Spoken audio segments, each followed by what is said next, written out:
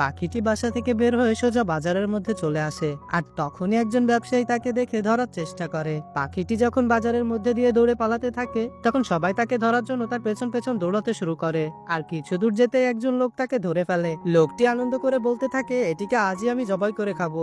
সেটা শুনে পাখিটি তার হাত থেকে লাফ দিয়ে একটি ঘরের উপর উঠে যায়, আর সেখান থেকে উড়ে দূরের জঙ্গলে চলে আসে। পাখিটি ভাবতে থাকে সিংহের কাছে সে নিরাপদ ছিল, বাইরের মানুষগুলো তো তার জন্য আরো বেশি বিপজ্জনক। পাখিটি মন খারাপ করে নদীর পাশ দিয়ে হাঁটতে থাকে। তখনই সে সিংহীকে দেখে। সিংহী পাখিটিকে ধরে আবার বাসায় নিয়ে আসে, আর তাকে ঔষধি পানিতে গোসল করায়। কিন্তু পাখিটি গোসল করতে চায় না। তখন সিংহী বলে, এই ঔষধি পানিতে গোসল করলে তুমি ভালোভাবে উড়তে পারবে। রাতে পাখিটি যখন ঘুমাচ্ছিল, তখন তার গায়ে চাঁদের আলো পড়তেই সে তার আসল রূপে চলে আসে, আর সিংহী সেটা দেখে ফেলে। চাঁদের আলো সরে যেতেই সে আবার পাখি হয়ে যায়। সিংহী একটি চাদর নিয়ে পাখিটির গায়ে দিয়ে দেয়, আর এর পেছনের কারণ কি সেটা ভাবতে থাকে। সকাল হতেই সেই মেয়েটি আবার আসে, আর সিংহীর কাছ থেকে শেষ বিদায় নিয়ে চলে যায়। এইসব কিছু পাখিটি দেখছিল। পাখিটি সিংহীকে বলে, তাকে থামাও, সে তোমাকে অনেক ভালোবাসে। তাকে হারালে তুমি হয়তো এমন ভালোবাসা আর কোনোদিনও পাবে না। সিংহী ভালো করে জানতো যে মেয়েটা তাকে অনেক ভালোবাসে, কিন্তু সে অসুস্থ থাকার জন্য কাউকে ভালোবাসতে চায় না। তার এই অনিশ্চিত জীবনে কাউকে জড়িয়ে তাকে কষ্ট দিতে চায় না। পার্ট 3 দেখতে চ্যানেলটি সাবস্ক্রাইব করে রাখুন।